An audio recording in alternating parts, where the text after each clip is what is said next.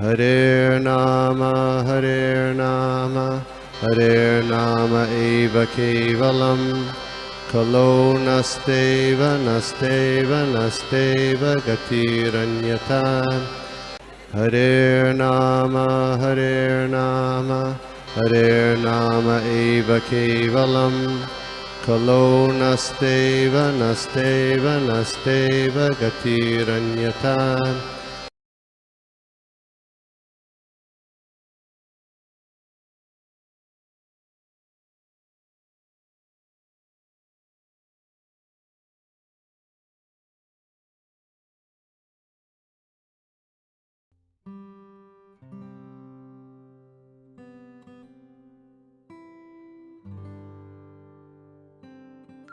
हरे कृष्णा। सभी को दंडवत प्रणाम। माता जी बहुत ही सुंदर कीर्तन, माता जी और प्रभु जी बहुत वंडरफुल कीर्तन रहा। हरे कृष्ण। हम शुरुआत करते हैं। दंडवत प्रणाम। Thank you.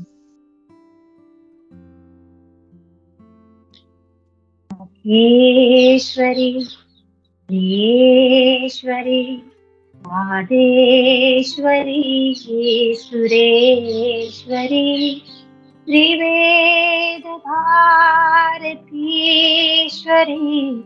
रमाण शासनेश्वरी रमेश्वरी शमेश्वरी प्रमोदकानेश्वरी ब्रजेश्वरी ब्रजादिते विराधिके नमोस्तुते विराधिके नमोस्तुते विराधिके नमोस्तुते। ओम नमो भगवते वासुदेवाय। ओम नमो भगवते वासुदेवाय। ओम नमो भगवते वासुदेवाय। नारायणं नमस्कृत्यं नरं चैव नरोत्तमं देवीं सरस्वती व्यासं ततो जयमुदीरयेत्। नष्टप्रायेषु अभद्रेषु नित्यं भागवत सेवया भगवती उत्तम श्लोके भक्तिर्भवति नैष्ठकी। नमः पंकजनाभाय नमः पंकजमालिने नमः पंकजनेत्राय नमस्ते पंकजाम्रे। हे कृष्ण करुणा सिंधु दीनबंधु जगत्पते गोपेश गोपिका कांत राधा कांत नमस्तुते। तप्त कांचन गौरांगी श्री राधे वृंदावनेश्वरी वृषभानुसुते देवी प्रणमामि हरिप्रिये। जय श्री कृष्ण चैतन्य प्रभु नित्यानंद श्री अद्वैत गदाधर श्रीवासादि गौर भक्त वृंद। हरे कृष्णा कृष्णा कृष्णा हरे हरे हरे राम राम राम हरे हरे। हरे कृष्णा। सभी वैष्णवों और वैष्णवियों के चरणों में मेरा कोटि कोटि सादर दंडवत प्रणाम।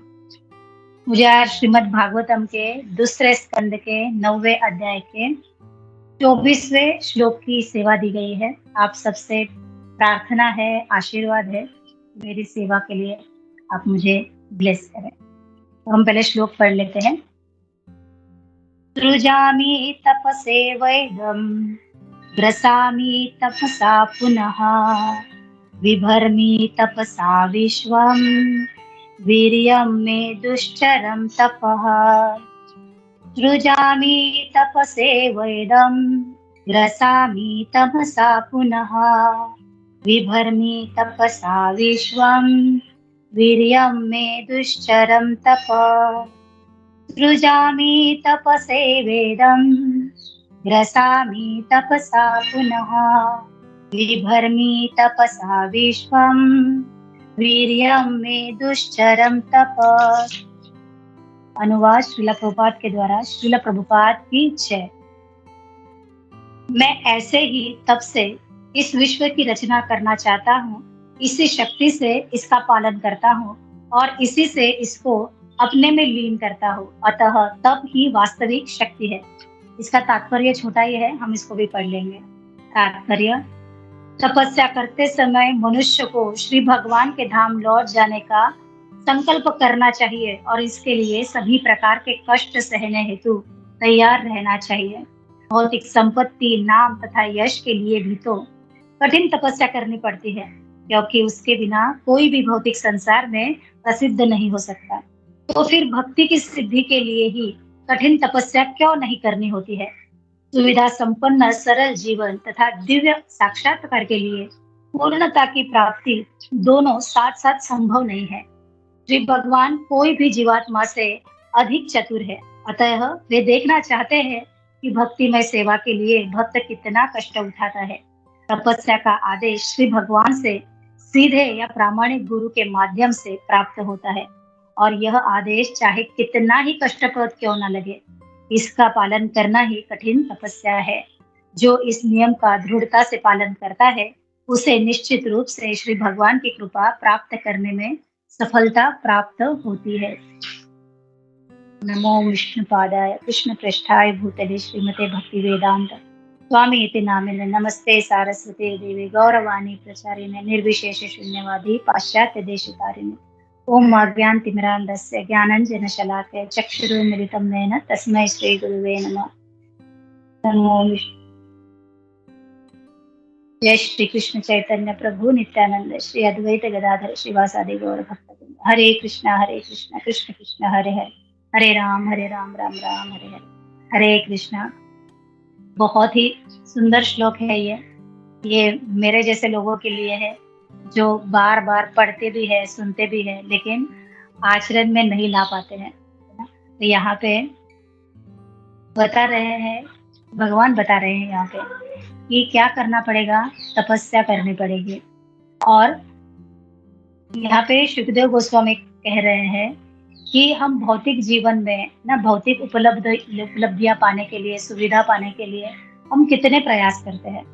और इतने प्रयास, जैसे बचपन से लेके 20-21 वर्ष की उम्र तक हमारी पढ़ाई, हमारा जो भी कुछ करियर चलता है, क्योंकि हमें अच्छा जॉब मिले, है ना, अच्छा हमारा करियर बने, अच्छी गृहस्थी हो, तो इसके लिए हम इतना साल हमारे वेस्ट करते थे।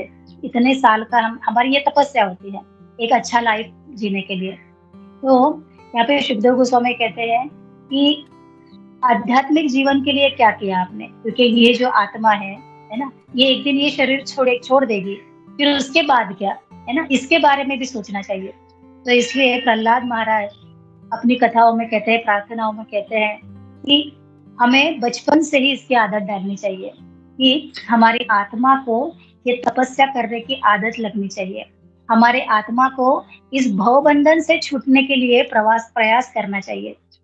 जैसे मराठी में हम लोग कहते हैं ना, विवाह के लिए हम कैसे कहते हैं कि तुमचा संसार चांगला चालो, मैं संसारात सुखी रहा। तो तुकाराम महाराज कहते हैं कि संसार, हम जो गृहस्थ लोगों के लिए कहते हैं कि तुम संसार कर रहे हो, अपनी गृहस्थी कर रहे हो, तो विवाहित लोगों के लिए वो विवाह शब्द है ना, वो संसार शब्द नहीं है। तो संसार का मतलब क्या बताते हैं? संसार का मतलब बताते हैं कि ये जन्म मृत्यु जरा व्याधि, इसके चक्र में जो पड़े हो, ये संसार रूपी, है ना, भव सागर में जो पड़े हुए हैं, इससे तुम्हें मुक्ति पानी है। तो इस भव सागर में तो हम तो सुखी रह ही नहीं सकते, क्योंकि भगवान ही खुद कहते हैं दुखालयम अशाश्वत। तो ये दुखालय है ना, तो यहाँ पे हम सुखी रह कैसे सकते हैं?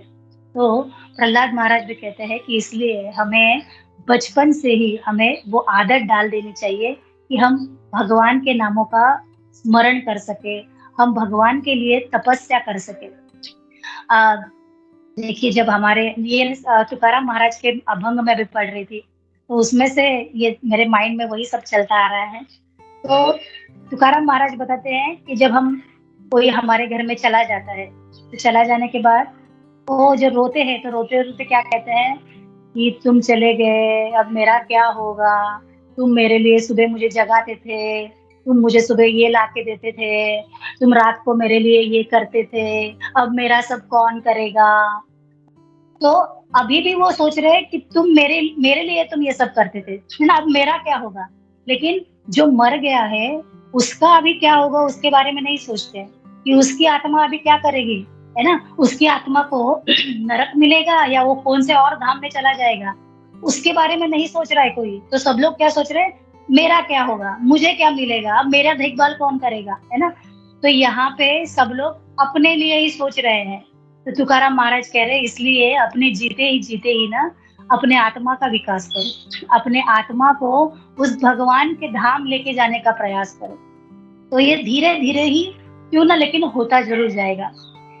चैतन्य चरितामृत में जब चैतन्य महाप्रभु उनके 24 साल की उम्र में दीक्षा लेते हैं, संन्यास दीक्षा लेते हैं, और संन्यास दीक्षा लेने के बाद सची माता उनको कहती है कि आप वृंदावन वगैरह जाके मत रहिए, तो आप जगन्नाथपुरी में ही रहिए, ताकि आपका समाचार मुझे मिलता रहेगा, उतना ही है ना, मुझे थोड़ा आनंद मिलता रहेगा।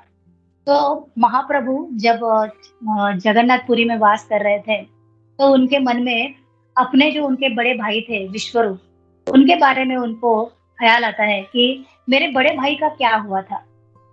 तो उनको वो जिज्ञासा होती है कि मैं अपने बड़े भाई के बारे में थोड़ा सा जानकारी ले लूं, और वो दक्षिण यात्रा के भ्रमण के लिए निकलते हैं।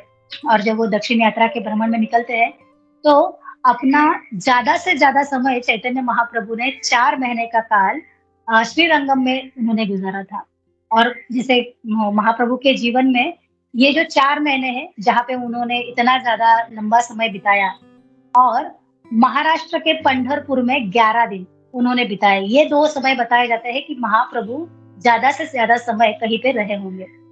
तो जब महाप्रभु दक्षिण यात्रा करते करते महाराष्ट्र में आते हैं और पंढरपुर धाम में आके रुकते हैं, तो पंढरपुर धाम में आने के बाद महाप्रभु कहते हैं कि 3 धाम है, कि एक धाम है वो जगन्नाथपुरी, जिसे कहा जाता है अन्न ब्रह्म, है ना, जहाँ पे भगवान के लिए अन्न परोसा जाता है ना, अन्न में भगवान है। वहां पे साक्षात जब कण कण में, है ना, वहां पे कहा जाता है जगन्नाथपुरी में कि कुत्ते के मुंह से भी यदि वो प्रसाद गिरता है तो वो भी क्या है, वो भी पवित्र है, उसे भी खाना चाहिए।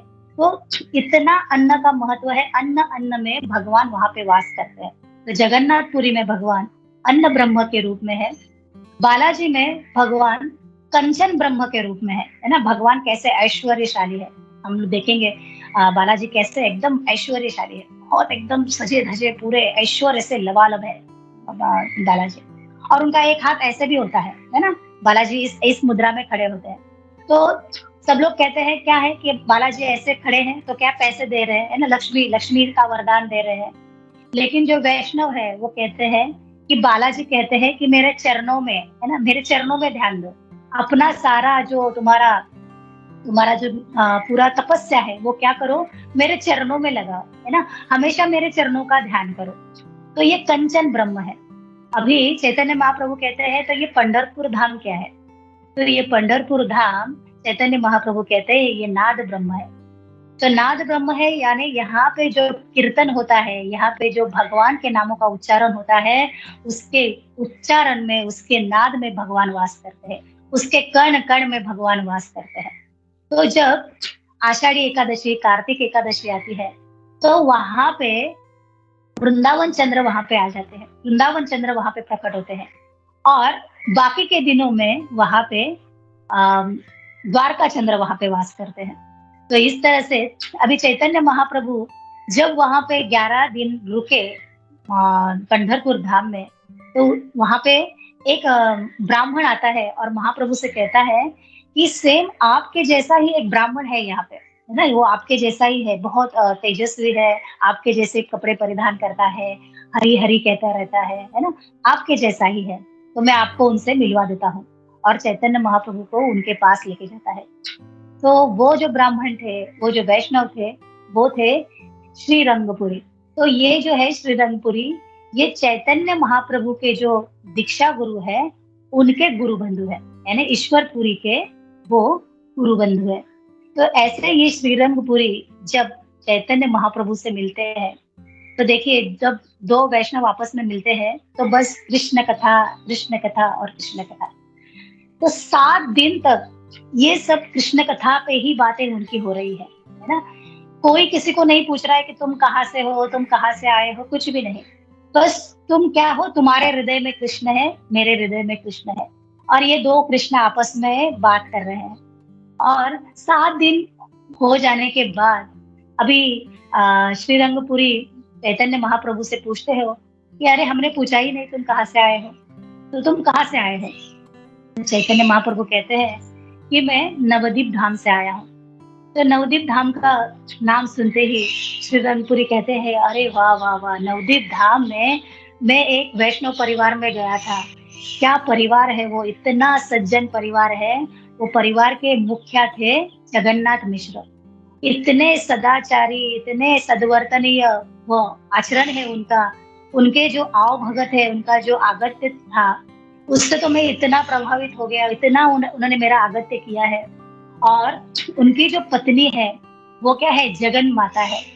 उनके हाथों में इतना स्वाद है, इतना स्वाद है। मुझे आज भी याद है कि उनकी जो पत्नी है, सच्ची माता है, सच्ची माता जी ने मुझे वो जो केले के फूल होते हैं, उन केले के फूलों की करी सब्जी मुझे खिलाई थी।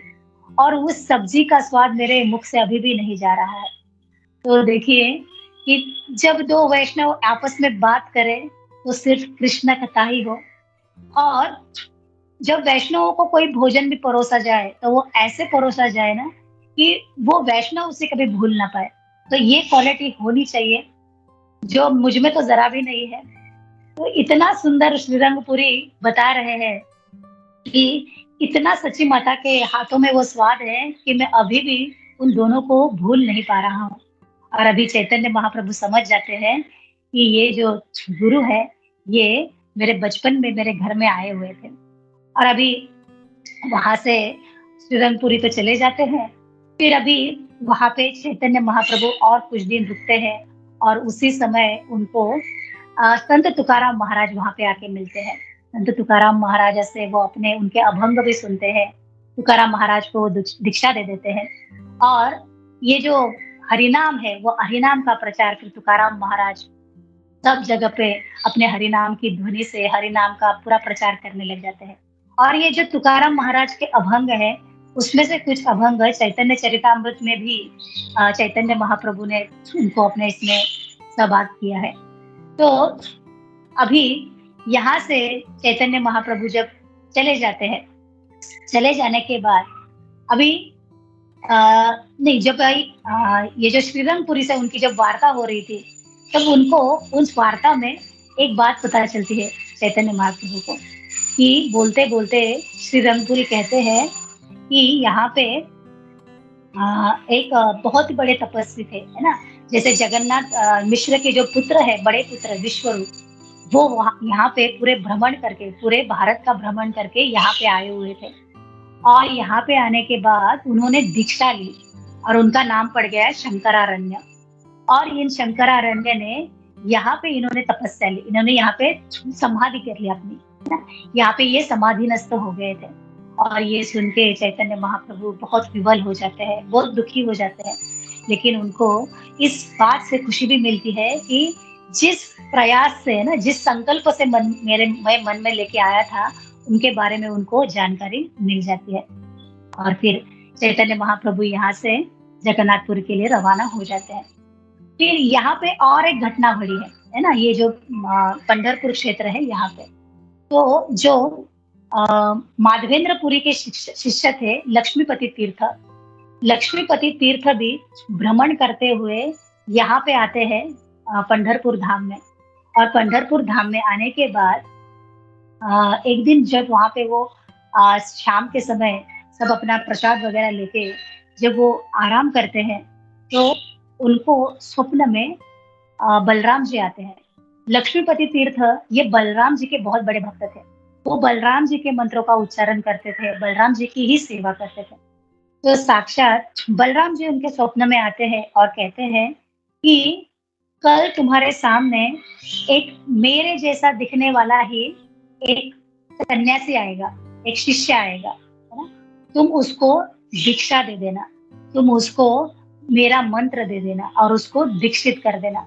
और इतना कह के भगवान बलराम अप्रकट हो जाते हैं। तो जैसे ही लक्ष्मीपति तीर्थ जाके हो जाते हैं और देखते हैं कि अरे मैंने तो साक्षात बलराम जी के दर्शन किए। और बलराम जी के दर्शन लेकिन कैसे, बहुत क्षण भर के लिए। और वो जो मंत्र भी दिया है वो मंत्र भी उनको याद है। देखिए, निद्रा में दिया हुआ मंत्र भी लक्ष्मीपति तीर्थ को याद है। तो ये जो शुद्ध भक्त है, ये शुद्ध भक्त को भगवान निद्रा में आके दर्शन दे या साक्षात दर्शन दे, इनके लिए वो दोनों भी समान है, क्योंकि इनकी निद्रा भी वो योगी है, ये निद्रा में भी वो भक्ति ही करते हैं। तो अभी लक्ष्मीपति तीर्थ राह देख रहे हैं कि कब वो शिष्य आएगा जिसके लिए मुझे बलराम जी ने आदेश दिया है। और होता क्या है, उस समय पूरे भारत भर में भ्रमण करके वहां पे नित्यानंद प्रभु आ जाते हैं। नित्यानंद प्रभु के बारे में हम सब लोग जानते ही है कि वो एक चक्रधाम में हराई पंडित के घर में उनका जन्म होता है और एक सन्यासी उनको दान में मांग लेते हैं। और हराई पंडित मना तो नहीं कर पाते, क्योंकि कोई सन्यासी दान में मांग ले तो उनको वो देना ही पड़ता है। और हराई पंडित इतने अपने प्रिय पुत्रों को दे देते हैं, उन सन्यासियों को सौंप देते हैं। और ये जो चैतन्य नित्यानंद प्रभु है, नित्यानंद प्रभु अभी ये सारा भ्रमण करते करते यहाँ पे पहुंच जाते हैं और लक्ष्मीपति तीर्थ के पास आते हैं, उनको प्रणाम करते हैं। और जैसे ही लक्ष्मीपति तीर्थ देखते हैं नित्यानंद प्रभु को, तो वो साक्षात बलराम जी को वहां पे उनका दर्शन करते हैं और उनको समझ में आता है कि यही है और इनको ही मुझे वो मंत्र, दीक्षा मंत्र देना है। और लक्ष्मीपति तीर्थ उनको दीक्षित कर देते हैं नित्यानंद प्रभु को। तो नित्यानंद प्रभु की भी जो दीक्षा हुई है वो वही स्थान पे हुई थी जहाँ पे विश्वरूप शंकरारण्य प्रभु उन्होंने वहां पे संन्यास समाधि ली थी। तो इस तरह से ये कनेक्शन, ये तत्व जोड़ा जाता है कि ये जो बलराम है ना, ये विश्व रूप के रूप में भी ये चैतन्य महाप्रभु के बड़े भाई हैं। और आगे जाके जगन्नाथपुरी में चैतन्य महाप्रभु और नित्यानंद प्रभु इनकी भेंट हो जाती है। तो इस तरह से ये जो पंढरपुर धाम है, इस पंढरपुर धाम का बहुत बड़ा महत्व है। और हम विठल जी की कथा तो हम सब लोग जानते ही है, बड़ा शॉर्ट में इसको थोड़ा सा बताएंगे, हम लोग यहाँ पे चर्चा करेंगे। तो जब रुक्मिणी देवी भगवान कृष्ण के बारे में सुनती रहती थी, जब ये सन्यासी नारद मुनि जब आते थे राजा के दरबार में कौंडिन्यपुर में, तो ये इनका काम होता है कि ये वर्णन करते हैं, स्तुतियां करते हैं, कथाएं बताते हैं। तो रुक्मिणी देवी को बहुत ही वो लालच हो जाता है, बहुत ही प्रेम आ जाता है ये सब कथाएं सुन के। कृष्ण कृष्ण है ना, कृष्ण के रूप, कृष्ण के गुण, कृष्ण की माधुर्य, इन सारा से वो मोहित हो जाती है। फिर वो अपना पहला प्रेम पत्र लिखती है। तो ये कहा जाता है कि ये प्रेम पत्र सन्यासी भी पढ़ सकते हैं। तो ऐसा प्रेम पत्र है, इसमें काम वासना नहीं है, इसमें भगवान का माधुर्य, भगवान का प्रेम है, इसमें भक्ति है। तो ये प्रेम पत्र जब भगवान पढ़ते हैं और फिर आते हैं और रुक्मिणी देवी से विवाह कर लेते हैं, अपहरण करके लेके जाते हैं। और जब रुक्मिणी देवी महल में भगवान के साथ निवास करती है, तो एक दिन होता है कि भगवान रात को सोते समय राधा राधा राधा है ना, राधे राधे राधे करते रहते हैं। तो रुक्मिणी देवी सोचती है कि ये क्या है, यहाँ पे हम इतनी सारी रानियां हैं, इतनी 16,108 हम रानियां हैं, फिर भी ये राधा राधा कर रहे हैं। और रुक्मिणी देवी गुस्सा हो जाती है, उनको क्रोध आ जाता है और वो अपने मायके चली जाती है। इससे जुड़ी हुई और भी अनेक अनेक कहानियां हैं, लेकिन जो ज्यादा इस विषय में थी मैंने उसको ही आपके साथ मैं शेयर कर रही हूँ। तो अभी रुक्मिणी देवी चलती है अपने मायके जाने के लिए और वो दिंडीर वन में आके रुकती है। ये दिंडीर वन यही है पंढरपुर धाम। तो ये दिंडीर वन में आके रुकती है और इनके पीछे पीछे हमारे कृष्ण भी आते हैं अपनी रूठी हुई पत्नी को मनाने के लिए। और अभी ये रूठी हुई पत्नी को मनाने तो आते हैं, लेकिन जब ये यहाँ पे आते हैं तो यहाँ पे आने के बाद उनको याद आता है कि मेरा एक भक्त है कुंडली, मैंने इसको वचन दिया था, तो मुझे पहले इसके वचन को निभाना है। तो मेन कथा पंढरपुर धाम की मुझे यही पता नहीं थी आपको, तो यहाँ से ही मुझे शुरू करना था। तो ये अभी पुंडलिक, पुंडलिक कौन है ना? तो पुंडलिक है जो महाराज मुचुकुंद थे। ये महाराज मुचुकुंद जो पहले ये जब देवताओं से युद्ध कर रहे, देवताओं के पक्ष में युद्ध कर रहे थे असुरों से, तो ये युद्ध को जीतने के बाद 6 महीने का वो युद्ध काल चलता है। और इतनी थकान हो जाती है, तो देवता उनसे कहते हैं आप वरदान मांगिए, आपको क्या वरदान चाहिए। तो मुचुकुंद महाराज कहते हैं कि मुझे बहुत लंबी निद्रा चाहिए, मैं बहुत थक गया हूँ, है ना। तो मुझे ऐसी निद्रा चाहिए कि मुझे कोई ना जगाए, और यदि मुझे कोई जगाएगा तो क्या हो जाएगा, वो भस्म हो जाएगा। तथास्तु, देवता सारे वरदान दे देते हैं, और मुचुकुंद महाराज एक गुफा में जाके हरे कृष्ण, एक गुफा में जाके विश्राम करते हैं।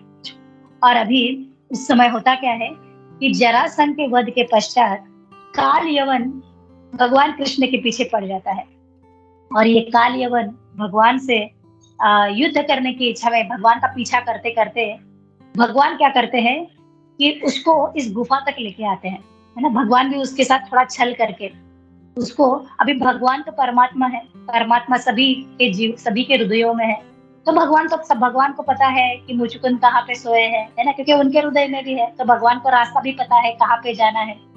तो अभी भगवान इस गुफा में प्रवेश करते हैं, और प्रवेश करने के बाद ये जो काल यमन है ये भी प्रवेश कर लेता है। अब भगवान क्या करते हैं, अपना जो अंग वस्त्र है, जो पीला वस्त्र है, वो मुचुकुंद महाराज के ऊपर डाल देते हैं। अभी देखिए, और अपने आप वो वहां पे जाके साइड में जाके छुप जाते हैं। तो यहाँ पे ये जो भगवान जब छुपते हैं, है ना, भगवान को कहा जाता है कि उनके शरीर से, उनके उनके अंग कांति से हजारों कोटों, है ना, सूरज की, चंद्रमा की, उनकी जो प्रभा है वो उज्ज्वलित होती है ना। ये अपने आप को छिपा नहीं पाते। ये जो सूर्य भी जो प्रकाशित हो रहा है वो किनका है, वो इनकी ही अंग कांति से है। लेकिन अभी भगवान यहाँ पे अंधेरे में खड़े हैं, भगवान किसी को भी नजर नहीं आ रहे, है ना। तो ये भगवान का अचिंत्य भेदाभेद तत्व है कि भगवान एक पल में अपने आप को उस अंग कांति से प्रकाशित भी कर सकते हैं और अपने आप को छुपा भी सकते हैं। और अभी ये काल यवन आता है, और वो जो पीला वस्त्र वहां पे देखा हुआ, वो सोचता है कि ये कृष्ण जो छलिया है ना, इसने यहाँ पे, यही यहाँ पे सोया हुआ होगा। और वो क्या करता है, काल यवन अपने पैरों से लात मारता है। जो मुचुकुंद महाराज वहां पे सोए हैं, वो उनका क्या होता है, निद्रा भंग हो जाती है। और जैसे ही निद्रा भंग हो जाती है ना, वो सामने देखते हैं तो कौन है, काल यवन।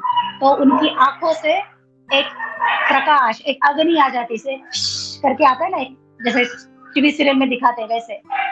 तो वो मुचुकुंद महाराज को भी नहीं समझ में आता कि यार ये क्या हो गया, कि मैं उठा और मेरे आंखों से कोई आ गया, बाहर आ गया, और इससे ये जो सामने है वो कुछ तो जल गया। उसको तो ये भी पता नहीं कौन जल गया, तो जो सामने था वो जल गया, अभी उसके सामने राख पड़ी है, वो सब ऐश पड़ा हुआ है। तो अभी मुचुकुंद महाराज तो बड़े हक्का बक्का हो गया, अरे ये क्या हो रहा है ना। और फिर भगवान आ जाते हैं। भगवान आते हैं तो पूरा गुफा में अभी क्या होता है, पूरी गुफा प्रकाशित हो जाती है। इतना प्रकाश है ना, करोड़ों सूर्यों का जो तेज है वो तेज उस गुफा में भर जाता है, और मुचुकुंद महाराज भगवान के साक्षात दर्शन कर लेते हैं। देखिए, कोई निद्रा से उठा है और निद्रा से उठते ही साक्षात भगवान सामने खड़े हो, है ना। और ऐसे ऐसे भाग्य है मुचुकुंद महाराज के। और मुचुकुंद महाराज को अभी भगवान कहते हैं कि तुमने मेरे प्राणों की रक्षा की है, तो तुम अभी वरदान मांगो। तो भगवान है और फिर भी कह रहे हैं कि तुमने मेरे प्राणों की रक्षा की है। तो अभी मुचुकुंद महाराज, जो भक्त है वो भक्त कभी वरदान नहीं चाहता।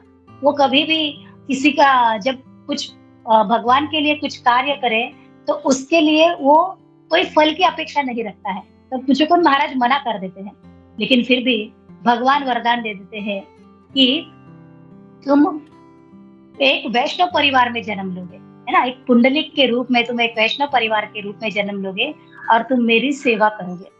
तो अभी पुंडलिक कहता है भगवान को कि भगवान आप एक काम करना, आप जब उस समय आ जाओगे, है ना, जब मैं पुंडलिक के रूप में आ जाऊंगा, तब क्या होगा, तब कलयुग की शुरुआत होने वाली है।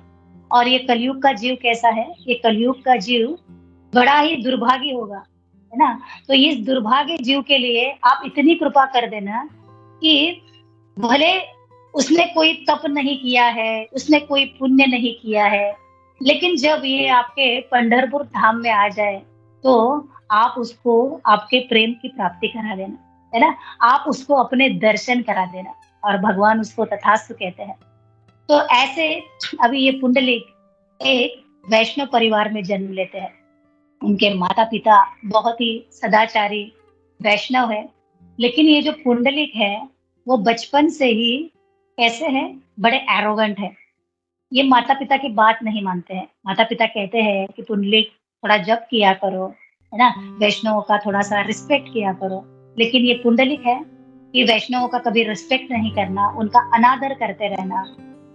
कभी शास्त्रों को तो फॉलो करते थे, लेकिन अपने हिसाब से, है ना, अपने मन मर्जी से। और इस तरह से ये पुंडलिक बड़े होते गए। इनका विवाह भी हो जाता है। विवाह के बाद तो और ही मस्ती चढ़ जाती है ना उस तरह से। तो अपनी पत्नी के साथ तो फिर अभी माता पिता को तो जरा भी ध्यान नहीं देते, पूरा दुर्लक्षित कर देते हैं। तो अभी माता पिता उनके कर्तव्य को उन्होंने निभा दिया है, तो अभी वो धाम यात्रा में चले जाते हैं, वाराणसी के लिए तीर्थ यात्रा में चले जाते हैं। और ये पुंडलिक अपने माता पिता को पूछ भी नहीं रहे हैं कि आपके लिए कुछ व्यवस्था करूं या ना करूं। माता पिता ऐसे ही निकल जाते हैं। फिर ये जो पुंडलिक की पत्नी है, ये पुंडलिक की पत्नी आग्रह करती है कि मुझे भी घुमाने ले चलो, है ना, हम भी घूमने चले जाएंगे। तो पुंडलिक अपने पत्नी को घोड़े पे बिठा के उसी मार्ग पे वो भी चलता है कि चलो हम भी चलते हैं, है ना। अभी ये घोड़े पे अपनी पत्नी को लेके जा रहे हैं और रास्ते में उनको अपने माता पिता भी दिखते हैं। फिर भी पुंडलिक घोड़े पे अपनी पत्नी को बिठाए लेके जा रहा है। और आगे जाके गंगा नदी के तट पे वहां पे वो विश्राम के लिए रुक जाता है। और विश्राम के लिए रुकता है तो रात के समय एक दृश्य देख के पुंडलिक बड़े आश्चर्यचकित हो जाते हैं। रात के समय में देखते हैं कि वहां पे जो गंगा तट के बाजू में एक कुटिया है। एक कुटिया में 3 जो देवियां है या 3 लड़कियां है, इतनी गंदी सी है। उनके शरीर में कपड़े, पूरे गंदे कपड़े हैं उनके। उनका जो चेहरा पूरा धूल मिट्टी से भरा हुआ है। उनके बाल सारे बिखरे हुए हैं। बड़ी ही अव्यवस्थित है, बड़ी ही गंदी सी है ना। ऐसी ये 3 लड़कियां उस कुटिया में प्रवेश कर रही है। और अभी ये जो पुंडलिक है ये सारा दृश्य देख रहा है। ये 3 लड़कियां कहाँ से आई है और ये क्या यहाँ पे आके ये कुटिया में क्या कर रही है।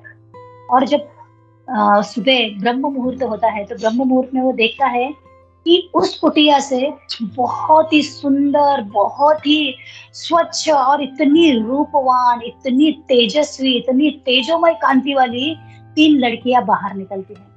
तो अभी वो इतना आश्चर्यचकित हो जाता है कि ये क्या हो गया। ये रात को तो एकदम से गंदी सी कोई 3 युवतियां गई थी और इस कुटिया में जाने के बाद ये इतना तेजस्वी, इतना तेजमय, है ना। ये कुटिया ने क्या है, कुछ तो ब्यूटी पार्लर है ना। तो इस पार्लर में जाके देखना पड़ेगा इसके अंदर है क्या। फिर वो वहां पे जाते हैं और वहां पे जाने के बाद देखते हैं कि वहां पे कुकुट मुनि का वो आश्रम है। कुकुट मुनि के आश्रम में जाने से पहले वो इन 3 देवियों से मिलते हैं। और इन 3 देवियों से मिलके वो उनसे पूछते हैं कि ये क्या राज है ना, आप कौन हो। तो वो बताती है कि हम तीनों कौन है, गंगा जमुना सरस्वती है। और हम यहाँ पे कुट मुनि की सेवा करने के लिए आते हैं, क्योंकि हमें भी जो हमारे अंदर सभी लोग स्नान करके जाते हैं तो हम भी अशुद्ध हो जाते हैं, हम भी अपवित्र हो जाते हैं। तो जब हम इन ऋषियों की सेवा करते हैं जो भगवान के शुद्ध भक्त हैं तो हम भी पवित्र हो जाते हैं। और इसलिए कहा जाता है कि रात के समय में नदियों में स्नान नहीं किया जाता, क्योंकि वहां पे वो देवियां नहीं रहती है। तो शास्त्रों में यही है कि रात के समय नदियों में स्नान नहीं करना चाहिए। तो जब ये पुंडलिक ये सुनता है कि ये जो देवियां है, ये देवियां यहाँ पे, ये जो जल की देवियां है ये शुद्ध होने के लिए यहाँ पे आती है। तो ये जल की देवियां कहती है लेकिन तुम्हें ये बताने से कोई मतलब नहीं है ना। तुम तो इतने पापात्मा हो कि तुम तो अपने माता पिता का भी तुम ध्यान नहीं रख पाए, है ना। तो तुम्हें इसका कोई लाभ नहीं है, तुम्हें ये बताने का कोई फायदा ही नहीं है। तो अभी पुंडलिक बहुत ही पश्चाताप में आ जाता है कि ये क्या हो गया मेरे से, है ना।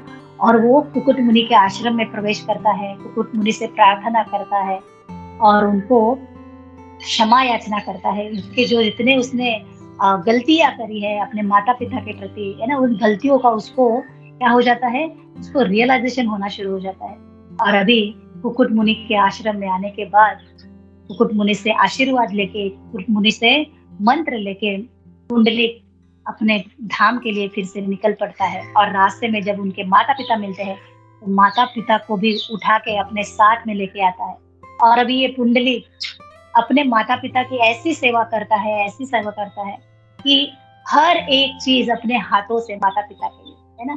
तो जब अभी रुक्मिणी देवी को मनाने के लिए जब भगवान कृष्ण वहां पे आए हैं, तो इस पुंडलिक को मिलने के लिए, क्योंकि भगवान ने प्रॉमिस किया है पुंडलिक को, तो इस पुंडलिक को मिलने के लिए भगवान आ जाते हैं।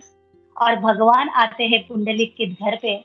अभी ये ब्राह्मण का परिवार है, ब्राह्मण का परिवार वैसे ही बहुत ही गरीब ही होता है।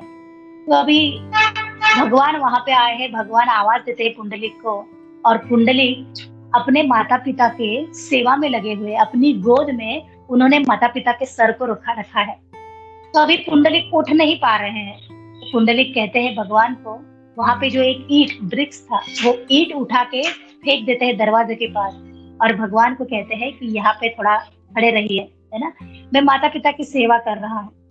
तो भगवान भी कब प्रसन्न होते हैं? भगवान उनके डायरेक्टली सेवा से प्रसन्न नहीं हो रहे। भगवान जब कोई उनके भक्तों की कोई सेवा करे, है ना, तो ऐसे भक्तों से वो प्रसन्न हो जाते हैं।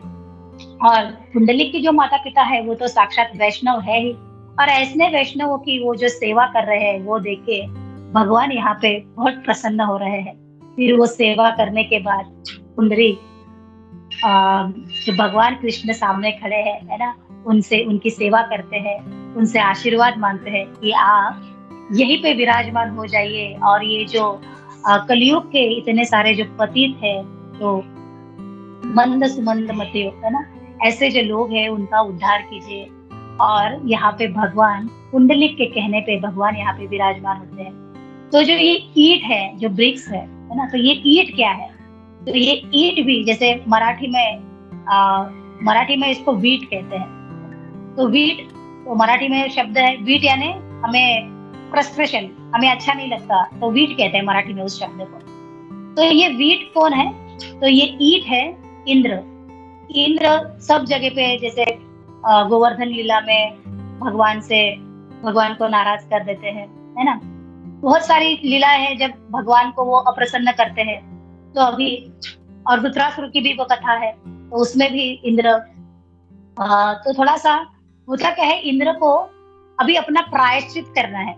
इंद्र भी चाहता है कि भगवान मुझे ऐसी जगह दे दो ना कि मैं ये बार बार जो आपके प्रति मेरा जो अपराध हो रहा है आपके प्रति और आपके वैष्णवों के प्रति, जो मैं बार बार ये सारी चीजें कर रहा हूँ, तो ये मुझको क्या करे, मुझे आपके चरणों की बार बार याद दिलाए, है ना। ये अपराध करने से पहले मुझे आपके चरण मुझे याद रहे।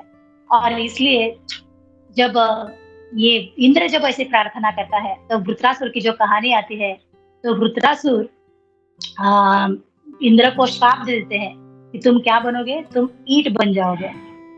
और ऐसे ये ईट के रूप में इंद्र देवता आते हैं और भगवान कृष्ण के चरणों में, जो विठ्ठल रूप में है, उनके चरणों में वो अपना स्थान पा लेते हैं।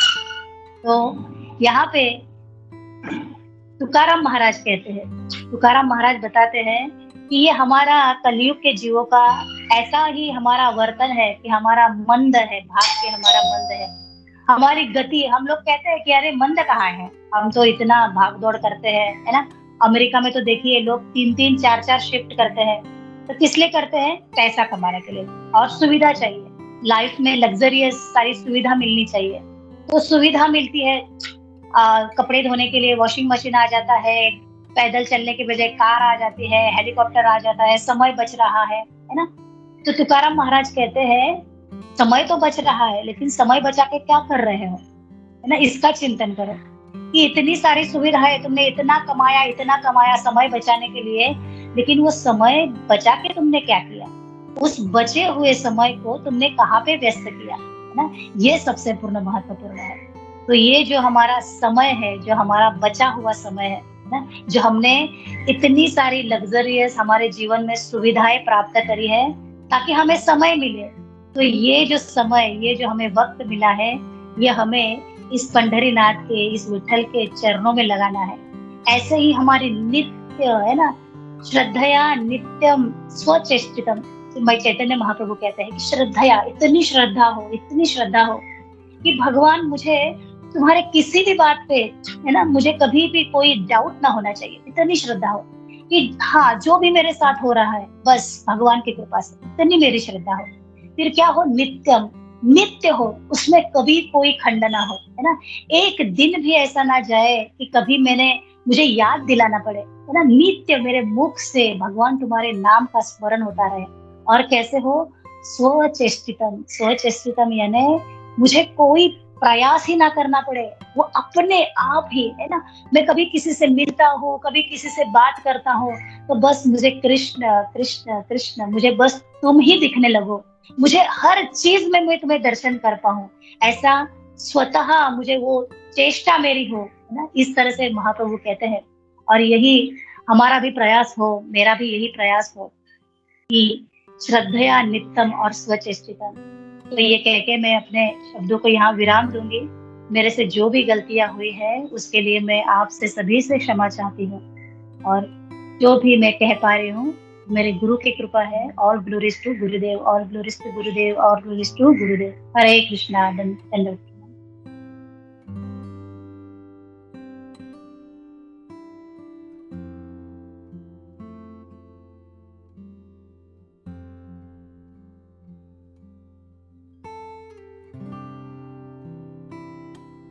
हरे कृष्ण माता जी, दंडवत प्रणाम। माता जी सच में आपके गुरु की कृपा बहुत है आपके ऊपर। साक्षात पंढरपुर धाम, चैतन्य महाप्रभु की लीलाएं सब बहुत बहुत सुंदर था।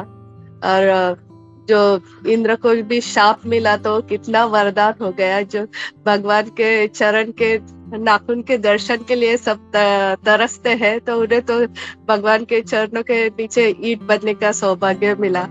वो कितना अच्छा था। और उसमें एक ही मैंने पहले ही सुना था, महाप्रभु जब पंढरपुर में आते हैं, वो भूल गई थी। आपने फिर से बताया तो बहुत सुंदर लगा।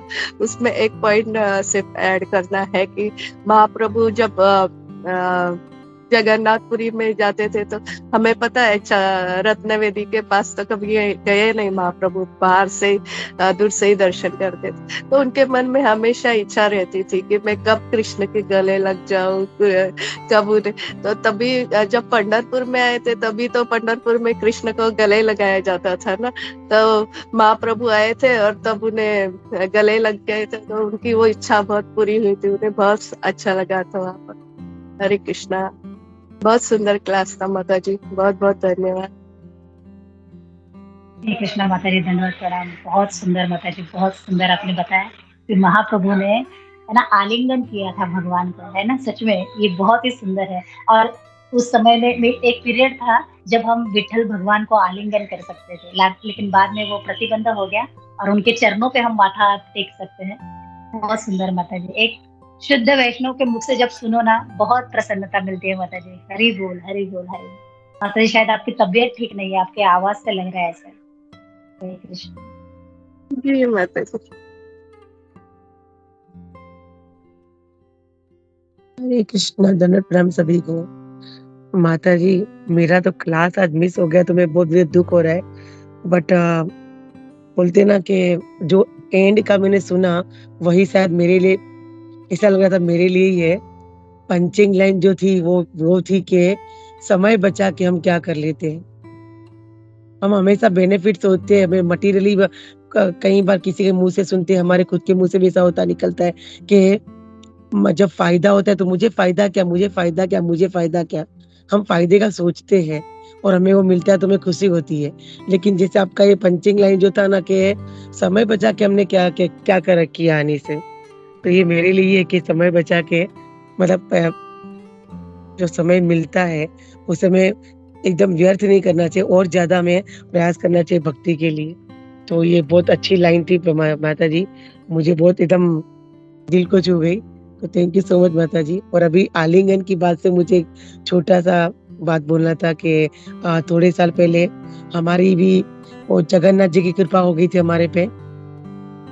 दामोदर देश में दुबई में यात्रा गई थी मायापुर धाम, जगन्नाथपुरी मायापुर धाम सवयानी। तो उस टाइम पे हमें जगन्नाथ जी को आलिंगन करने का मौका मिला था। तो हम रथ पे भी खड़े थे काफी घंटों तक, जब तक डेटीज आए। और फिर जब ऊपर लेके आए तो उसके बाद हमने जगन्नाथ जी को हक किया था, गले लगे थे वो हमें मौका मिला था श्री वल्लभ प्रभु जी की कृपा, जो हमारे यहाँ के यात्रा लीडर है उनकी कृपा से। और दूसरी बार हम दर्शन के लिए गए थे, तभी भी हमें आलिंगन करने का दर्शन मिला था।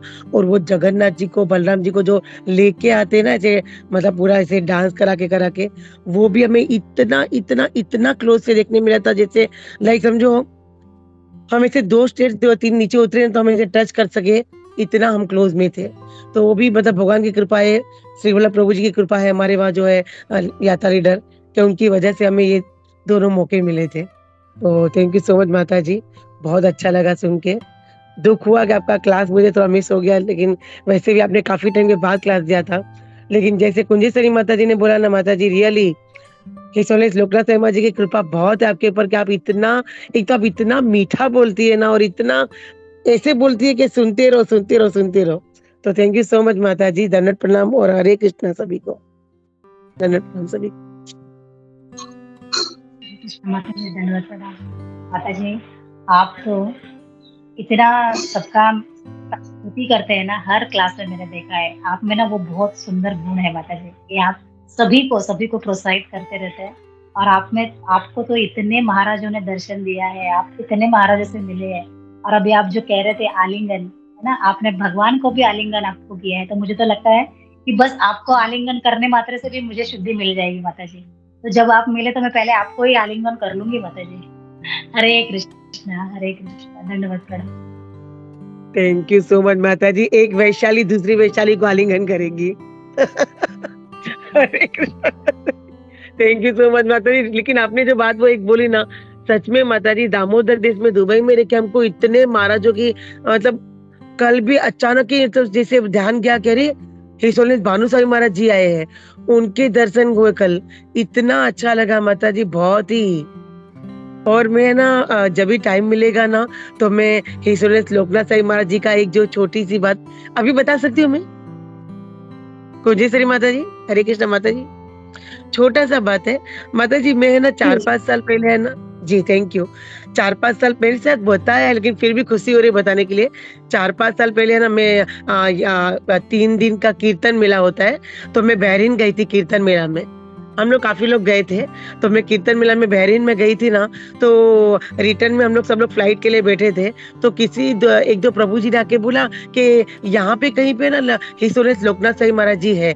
तो हम इतने एक्साइटेड हो गए, इतने खुश हो गए, क्योंकि हमको बहुत क्लोज में दर्शन मिलता था, और उनको उनके मतलब महाप्रसाद भी मिलता था, क्योंकि वो तभी वो ले रहे थे प्रसाद हम।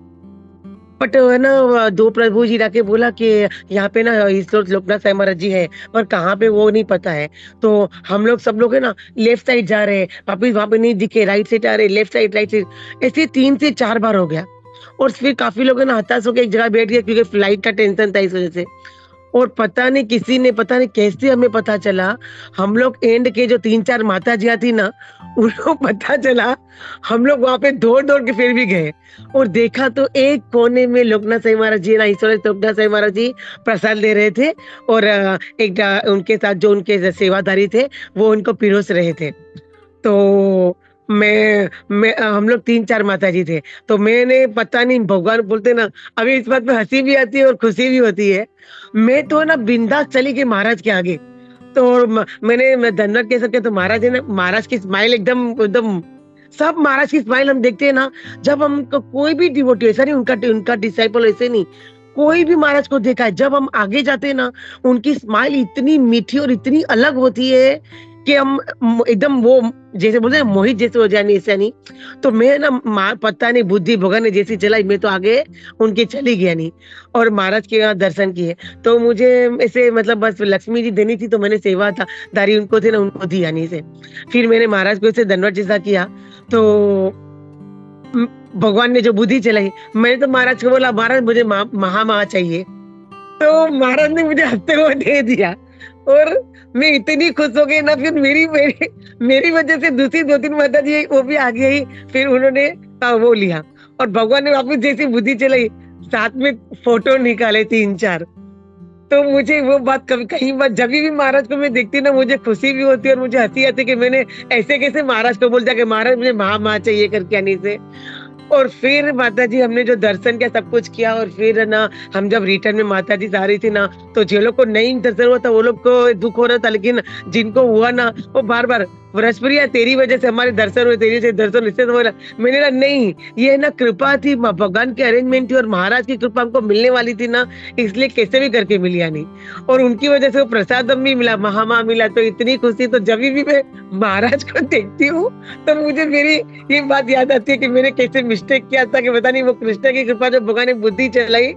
तो जब भी और अभी भी 1-2 साल पहले हमारे पार्थ सर थे जो गोपी बल्लभ प्रभु हमें पंढरपुर दर्शन कराने के लेके गए थे, तो वहां पे भी महाराज का जो सब ये जो महाराज जहाँ पे पहले रहते थे वहां पे भी गई थी। तो कुदरती ऐसा हो जाता कि ये बातें ना मुझे अब ज्यादातर याद ही रहती है कि मैंने क्या किया था, कि सीधा महाराज को ही जाके बोला था मुझे माँ चाहिए करके।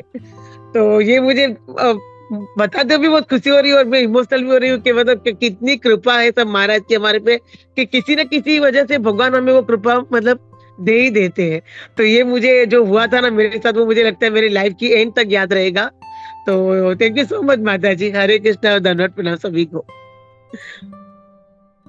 बहुत सुंदर माता जी, बहुत सुंदर आपने बताया। कोटि कोटि दंडवत प्रणाम माता जी आपके चरणों में, कोटि कोटि दंडवत। हरे बोल, हरे बोल।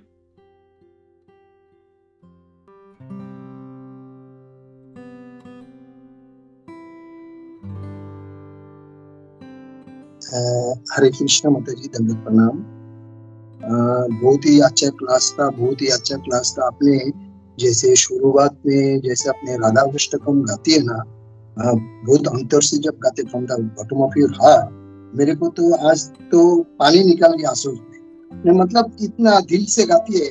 मैं हमेशा जब आपका क्लास होता है ये सुनने के लिए स्पेशली हम तो पहले ही बैठ जाते हैं माता जी। बहुत ही अच्छा क्लास था और बहुत ही सारे पॉइंट आपने बताया। मेरा जो एक क्वेश्चन है, तो आपने जैसे शुरू में बताया जो डिजायर के बारे में बताया कि हमारा आशा कभी पूरा नहीं होता है, तो हम लोग सब जानते हैं। मैं बहुत से किताब पढ़ता है, ये पढ़ता है, लेकिन हमको मालूम है हमारा जो एक दिन जाना पड़ेगा, हमको यहाँ से सब कुछ छोड़ के हमको जाना पड़ेगा। हमारे सब कुछ नहीं जाएगा, फिर भी हमारा जो मन में आशा का जो है वो कभी निवृत्त नहीं होता है। तो ये जो आशा है ये आशा को कैसे है, आज एक चीज मतलब हमारा आशा है, हमारा एक चीज फुलफिल हो गया, इसके बाद दूसरे भी एक आशा आता है। तो हम लोग है, मैं तो कोशिश करते भक्त बनने के लिए, लेकिन अभी तक भक्त बन नहीं पाया।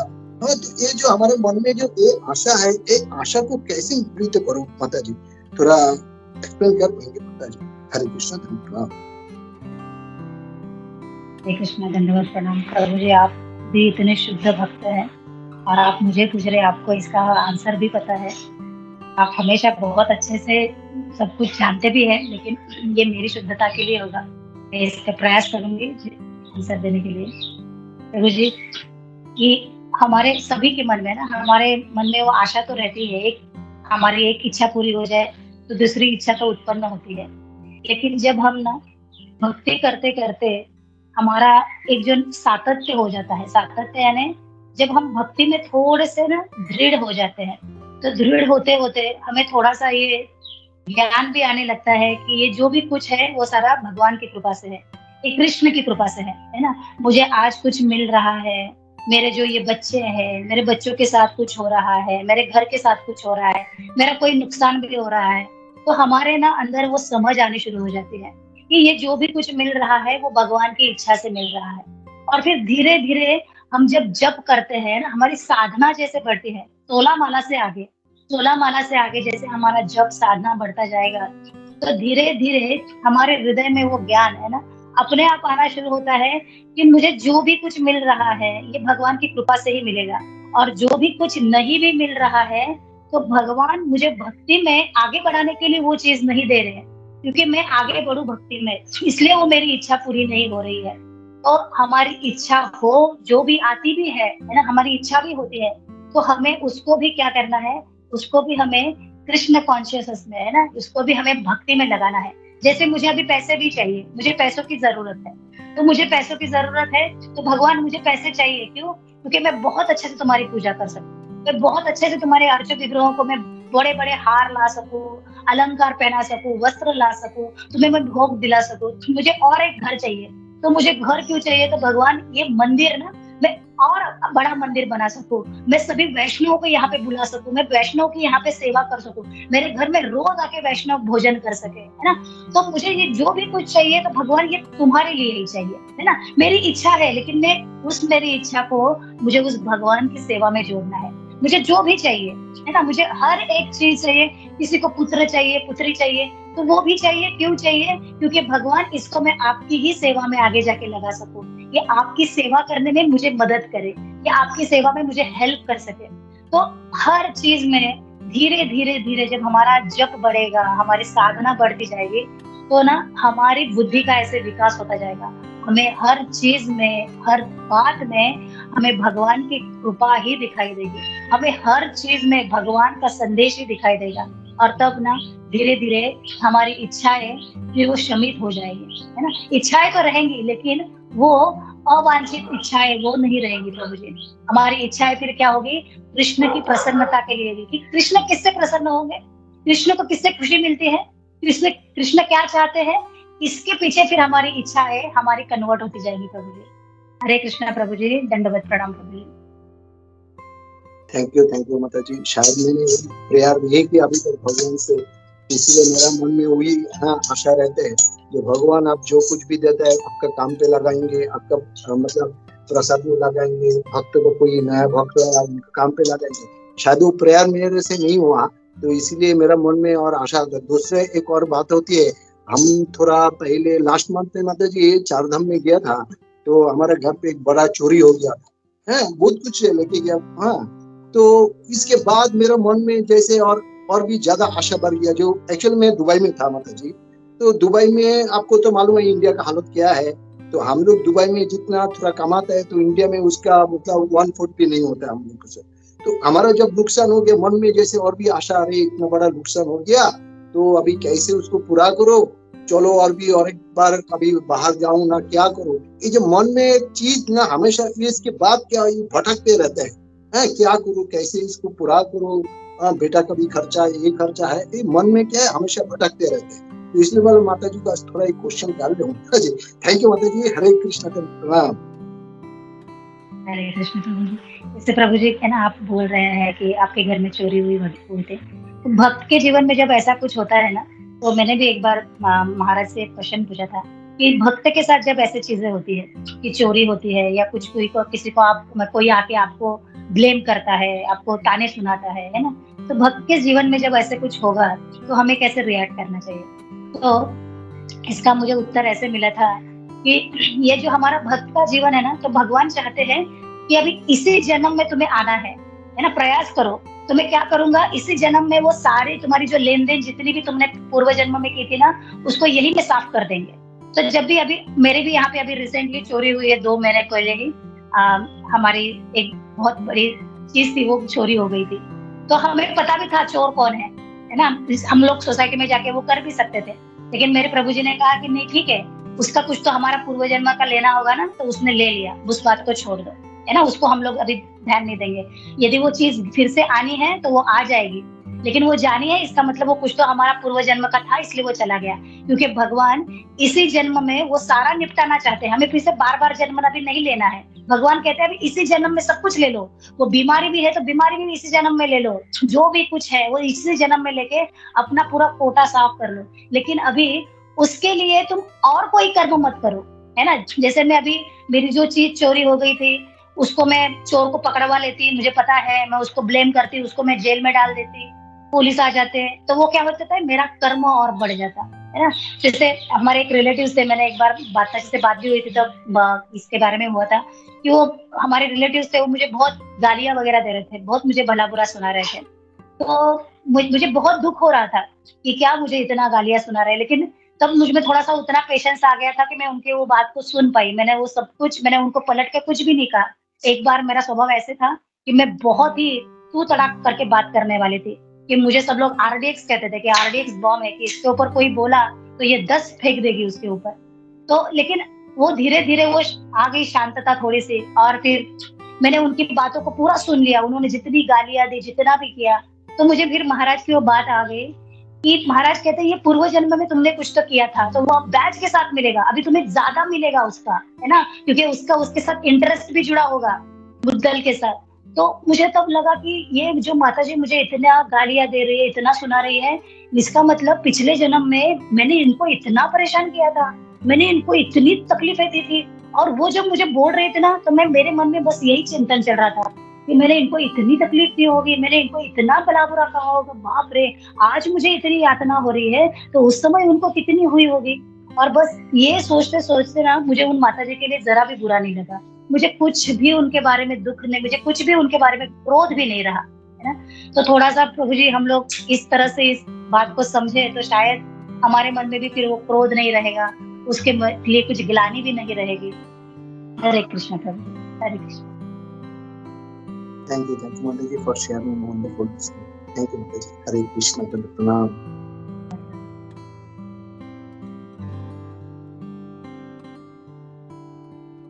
हरे कृष्णा। बहुत ही सुंदर क्लास था माता जी आपका, और सबके इसलिए प्रश्न भी आते हैं, क्योंकि आप इतना सुंदर क्लास देते हैं तो कोई अपने आप को रोक ही नहीं पाता। तो माता जी मेरा भी एक पॉइंट भी था और एक छोटा सा प्रश्न भी था। जैसे आपने ये बताया कि जैसे जो समय की बात की आपने कि हमने इतना समय बचाकर किया ही क्या, तो वो हमें जैसे आपने बताया फिर अंत में कैसे वो समय जो अगर हम इधर उधर से बचाते हैं कि हम अपनी चैंटिंग कर ले, साधना को कंप्लीट कर ले, फिर भी जो बचा है तो उसमें क्या ही किया, तो उसमें उस समय को हम कैसे, उसका निष्कर्ष ये निकलता है जैसे आपने बताया कि प्रभु के चरणों में फिर वो भी समय लगा लें तो ही हमारा जीवन सफल हो। और दूसरा माता जी एक प्रश्न ये था कि जैसे आपने बताया कि जब रुक्मणी जाती हैं और कृष्ण तब भी मतलब राधा राधे राधे करते हैं, राधा को ही पुकारते हैं, और तब वे जब है कि नाराज होके वे अपने मायके चली जाती हैं, क्योंकि वो सोचती हैं कि हम इधर हैं सब और सारी दासियां सेवा कर रही हैं भगवान की, तो भी वे राधे राधे ही नाम पुकार रहे हैं। तो माता जी मेरा प्रश्न ये था कि ये तो भौतिक जगत में हम देखते हैं कि है ना किसी को किसी से ईर्ष्या, लेकिन आध्यात्मिक जीवन के बारे में हम हमेशा सुनते हैं कि वे सब खुशी होते हैं, प्रसन्न ही होते हैं, खुश होते हैं कि एक दूसरे को बल्कि प्रोत्साहन देते हैं कि वो आगे जाए, वो मुझसे ज्यादा आगे जाए, उसको भगवान की पहले, मुझसे पहले उसको भगवान की कृपा मिले, क्योंकि आध्यात्मिक जगत में तो भौतिक जगत जैसी कोई ईर्ष्या का सिस्टम है ही नहीं। तो फिर कैसे मतलब रुक्मणी मैया को या रुक्मणी को ऐसे कोई मतलब भाव आया उनके मन में कि ईर्ष्या भाव आया कि क्यों हम भी तो हैं, तो क्यों वे राधे राधे ही पुकार रहे हैं और हमें नोटिस नहीं कर रहे, क्योंकि आध्यात्मिक जगत की तो खासियत ही यही है कि सब चाहते हैं कि पहले दूसरे को भगवान की कृपा मिले। तो ये बस माता जी अगर आप कृपा करके इस पे थोड़ा दृष्टि मार्गदर्शन करें तो, दृष्टि डालें तो। हरे कृष्ण। हरे कृष्ण माता जी। माता जी बहुत ही सुंदर प्रश्न है आपका, है ना। जो भी अभी हम लोग इसी पे चर्चा कर रहे हैं कि जो भी है भगवान है ना अपनी लीलाओं के लिए किसी को भी निमित्त बना लेते हैं। अभी ये रुक्मिणी माता के मन में यदि ऐसा आता है कि है ना गुस्सा है, अभी गुस्सा आ रहा है कि मुझे इम्पोर्टेंस नहीं मिल रहा है और किसी और नारी को इम्पोर्टेंस मिल रहा है, तो ये नारी का स्वभाव है ना। जब वो पत्नी रूप में है तो वो अपने पति को शेयर नहीं करना चाहती, तो ये प्रेम है, ये ऐसा प्रेम होना ही चाहिए। और यदि वो कृष्ण के लिए हो तो फिर क्या बात है ना। तो ये प्रेम ऐसा होना ही चाहिए, हमारे लिए हमें भी होना चाहिए। तो राधा रानी को भी चंद्रावली के प्रति हमेशा क्रोध रहता था। वो उनको चंद्रावली से गुस्सा नहीं है, उनको क्या है कि मेरा प्रेम कहीं पे तो कम हो रहा है ना, आप मुझे ध्यान में नहीं रख रहे हो, मेरे से ज्यादा किसी और को इम्पोर्टेंस दे रहे हो, उस पर्सन के प्रति गुस्सा नहीं है। सुभद्रा माता को भी राधा रानी के प्रति कोई गुस्सा नहीं है। क्यों है? जिससे प्रेम कर रहे हैं ना वो मुझे ध्यान नहीं दे रहा है, क्योंकि मैं तुम्हें इतना प्रेम कर रही हूँ, मैं तुम्हारे इतना पूरा सेवा कर रही हूँ, फिर भी तुम संतुष्ट नहीं हो। तो ये प्रेम में जो ये क्रोध है, ये प्रेम में जो ये झगड़ा है ना, ये बहुत सुंदर है और कृष्ण को ये बहुत पसंद आता है। कृष्ण को इसलिए तो उनको परकीय रस में आनंद आता है, क्योंकि परकीय रस में ये रूठना मनाना ये सारी चीजें बहुत ज्यादा होती है। और रुक्मिणी कभी भगवान से रूठती नहीं थी, है ना। भगवान कितना प्रयास करते थे कि रुक्मिणी रूठ जाए, है ना। रुक्मिणी को कितना कहते थे कि तुमने मेरे जैसे ग्वाले से क्यों शादी की, तुम्हारा तो शिशुपाल से तुम्हारा विवाह हो जाता, इतने बड़े राजा की तुम रानी होती, है ना। मैं ऐसे दिखने में ऐसा काला सावला सा हूँ, वो इतना रूपवान है ना। तो तुम देखो, तुम्हारे पास अभी भी मौका है, अभी भी तुम्हारे पास समय है। तो रुक्मिणी उनसे लड़ पड़े, रुक्मिणी उनसे कुछ तो क्रोधावश में कुछ तो बातें करे। तो रुक्मिणी क्या होती थी, रुक्मिणी बेहोश हो जाती थी। जब भी भगवान कुछ ऐसे कहते थे तो रुक्मिणी माता वहां पे बेहोश हो जाती थी। तो भगवान कहते थे, अरे तुम ऐसे बेहोश मत हुआ करो, है ना। तुम कुछ तो रूठो, तुम कुछ तो मुझे मनाओ, मुझे से झगड़ा करो। तो भगवान को ये सारी चीजें बहुत अच्छी लगती है। तो ये भगवान ही उस रस को पाने के लिए, उस प्रेम को पाने के लिए भगवान ही ये सब लीला करते हैं। और ये स्त्री का एक सुलभ स्वभाव है कि वो जब किसी से इतना प्यार करती है तो वो उसको शेयर नहीं करना चाहती, वो अपने लिए, है ना। तो हमारा भी कृष्ण के प्रति इतना प्रगाढ़ प्रेम होना चाहिए ना, इतना प्रगाढ़ प्रेम होना चाहिए कि कृष्ण सिर्फ तुम मेरे हो, है ना। वो इतना हमारा संबंध होना चाहिए कि तुम सिर्फ मेरे हो। तो शायद ये प्रेम की भाषा है माता जी। तो ये प्रेम है, बाकी वो कोई किसी के मन में वो द्वेष नहीं है या वो वाला भाव नहीं है माता जी। हरे कृष्ण माता जी। हरे कृष्ण माता जी। थैंक यू माता जी, आपने इसको भी बहुत ही अच्छे से समझाया कि कैसे मतलब हम हमेशा यही सोचें कि क्या हमसे भगवान प्रसन्न होंगे, और किसी से कोई कंपटीशन नहीं है, पर अपने को ही इतना प्रबल बनाए, इतना कॉम्पिटेंट बनाए कि भगवान हमारी भी सेवा भाव से प्रसन्न हो। तो ये संदेश आपने अच्छे से दिया माता जी। हरे कृष्ण। हरे कृष्ण। आपसे बात करते एक छोटा सा मुझे किस्सा याद है। और जैसे अभी ब्रजप्रिया माता से भी बात हो रही थी, तो एक बार ना सारे महाराज थे, वो महाराजों की एक मीटिंग थी। मीटिंग होने के बाद सारे महाराजों के लिए वो प्रसाद वगैरह का सब तैयार, सामग्री वगैरह सब तैयार की गई। और प्रसाद होने के बाद फिर आइसक्रीम परोसा गया। तो सभी महाराज के जो भी वहां पे सेवा करने के लिए जो भी वहां पे ब्रह्मचारी थे, तो वो उनके साइड में सब लोग बाजू में एक रूम में वो लोग भी खड़े थे कि अपने अपने महाराज को क्या चाहिए क्या नहीं चाहिए।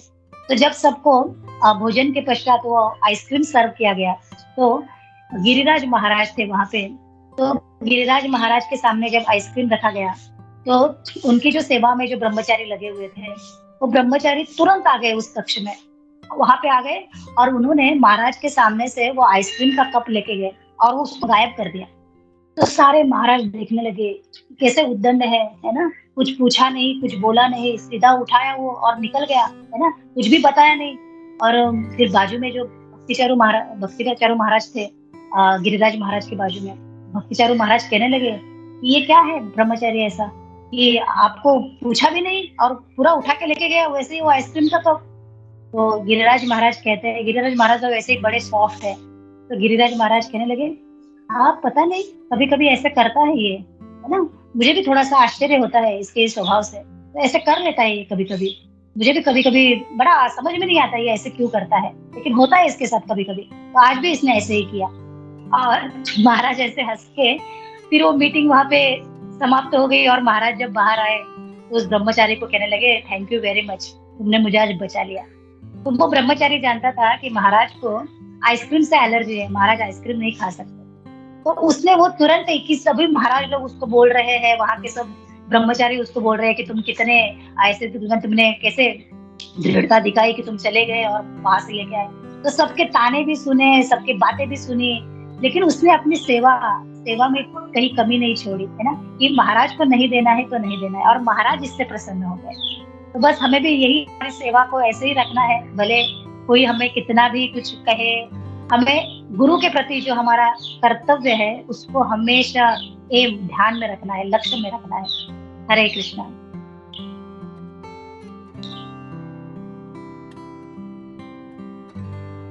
किसी का कोई प्रश्न ना हो तो माता जी यहाँ पे विराम करेंगे। माता जी, प्रभु जी।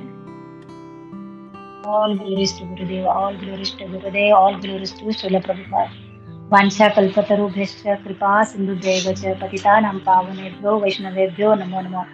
अनंत कोटि वैष्णव वृंद की जय। यहाँ पे उपस्थित सभी वैष्णवों के चरणों में कोटि कोटि धन्यवाद। हरे कृष्ण।